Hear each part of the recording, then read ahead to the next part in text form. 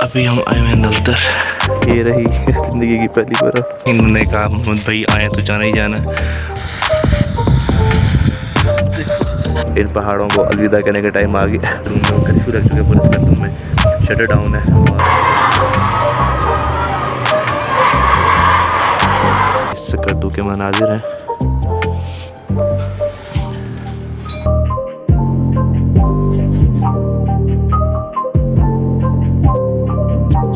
अस्सलाम वालेकुम, welcome back to my channel, welcome back to another video and another blog. तो उम्मीद है आप सब ठीक ठाक होंगे और खैरियत से होंगे। आप लोगों का ये प्यार और आप लोगों की ये सपोर्ट ही है जो मुझे मोटिवेट करती है कि मैं मजीद वीडियोस बनाऊं, मजीद कॉन्सेप्ट्स या मजीद चीज़ें लेके आऊँ। तो जिस तरह पिछले ब्लॉग में मैंने आपको स्कर्दू के बारे में सारा बताया था कि किस तरह हम वहाँ गए और किस तरह वहाँ फंस गए, 5 दिन वहीं पर रहे, वो सारा डिटेल से उसमें मैंशन है। आप जाके वो ब्लॉग देख भी सकते हैं। जिस तरह लास्ट ब्लॉग के एंड पे मैंने क्लिप ऐड किया था कि वेलकम टू नलतर वैली, तो उधर से आगे ये ब्लॉग कंटिन्यू है। जनरली अगर मैं आपको बताऊँ तो जो नलतर का सफ़र था ये मेरे लिए किसी सब्र के फल से कम नहीं था। पूरी व्लॉग सीरीज आप लोगों ने देख ली, किस तरह लाहौर से निकले, कितने टाइम में गिलगित पहुंचे, कितना सफ़र किया, कितनी ट्रैवलिंग की, कितना फिरे, फिर किस तरह आगे स्कर्दू गए, स्कर्दू में किस तरह फंस के, सारी व्लॉग सीरीज आप साथ साथ फॉलो कर रहे हैं। तो ये नलतर का सफ़र मेरे ट्रिप में शामिल ना होता तो इस पूरे गिलगित ट्रिप का स्टार्ट तो बहुत अच्छा था लेकिन एंड बिल्कुल भी अच्छा नहीं था। तो अल्लाह का लाख लाख करोड़ बार शुक्र है कि मैं नलतर गया और अल्लाह के खूबसूरत तोहफे देखे। बाकी आप भी आगे देख सकते हैं कि मैं इतना एक्साइटेड या इतना ज़्यादा एक्सप्लेन क्यों कर रहा हूँ। तो बस बड़े क्विक विजिट पे एक लोकेशन पे आए क्योंकि कल वापसी है। हमने कहा चलो जो 4-5 दिन कर दूँ हमारे एक रूम में बैठ के गुजरे हैं, आज थोड़ी सी आउटिंग करते हैं, कल चले जाना वापस। तो नहीं वापस कब आएंगे। अभी हम आए हैं नलतर। क्या बात है, माशाल्लाह। और ये रही ज़िंदगी की पहली बर्फ़।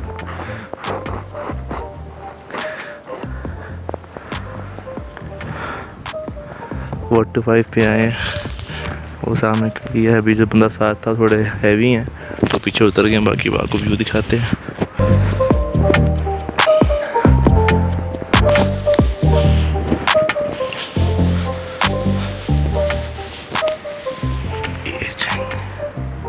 सुभान अल्लाह, माशाल्लाह। वो कहते हैं हर मुश्किल के बाद आसानी है।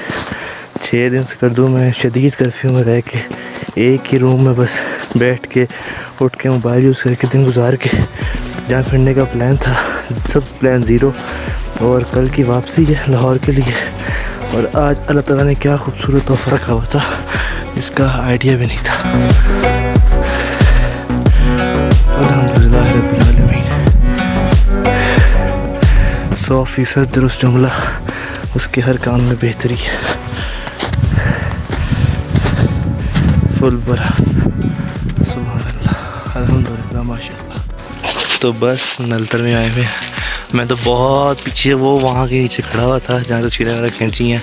ये हमारे एम्प्लॉय हैं, हमारे ड्राइवर हैं दादा, और इन्होंने कहा मोहम्मद भाई आए तो जाना ही जाना है।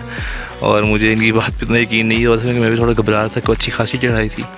बट जब आए हैं तो आइडिया हुआ कि it was completely worth it.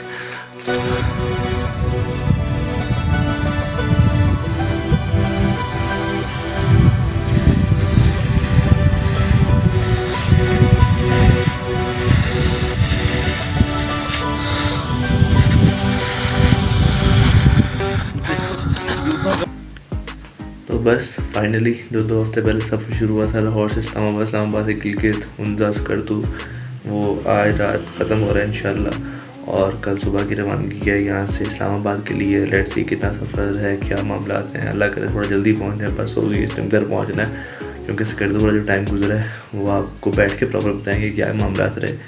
बहुत टेंस और बड़ा तंग करने वाला माहौल हो चुका था वहाँ पे। बाकी अभी ये सारा सामान पड़ा है, ड्राई फ्रूट्स हैं वो सारे लैपटॉप पे, आज कपड़े का सारे ले आए थे मैं अपने ऑफिस से।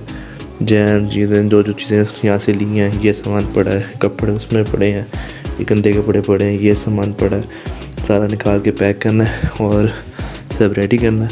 बाकी अब खुद भी बहुत बुरा हाल है, इसलिए मेडिसिन खाते हैं। और आज का दिन भी बड़ा अच्छा गुजरा था, सारा कुछ मिक्स एंड मैच हुआ है। तो बस अब जल्दी से सामान वगैरह पैक करते हैं, देन फिर आपसे मिलते हैं इंशाल्लाह। Stay tuned. तो बस रेडी हैं, बैग भी रेडी है, अब चलते हैं अड्डे पे और सफ़र अपना शुरू करते हैं। दुआ में याद रखिएगा। Stay tuned. तो बस फाइनली अड्डे पे पहुंच चुके हैं। ये हमारी बस खड़ी है, ये हबीब भाई हैं। आज मुझे इनकी थोड़ी ज़्यादा याद आएगी क्योंकि ये लाइफ का पहला ट्रैवल है 24-25 सालों में जो मैं अकेले करने लगा हूँ यहाँ से लाहौर का, तकरीबन 24-25 घंटे ऑलमोस्ट। बाकी फैसलाबाद गए, इस्लामाबाद गए, हर जगह ये बंदा मेरे साथ साथ रहा है मोरल सपोर्ट के लिए लेकिन अभी ये सफ़र बिल्कुल अकेले करना है। करबला भी गया था, सारे कज़न साथ थे। कहीं भी जाते सारे साथ ही होते हैं। ये पहला है जो हम अकेले सफ़र करेंगे, हम नहीं यानी मैं। बाकी इन पहाड़ों को अलविदा कहने का टाइम आ गया। बाकी ये हबीब भाई ने दावत दे दी है मेरे स्टोर की शादी के बाद। डर हो गया।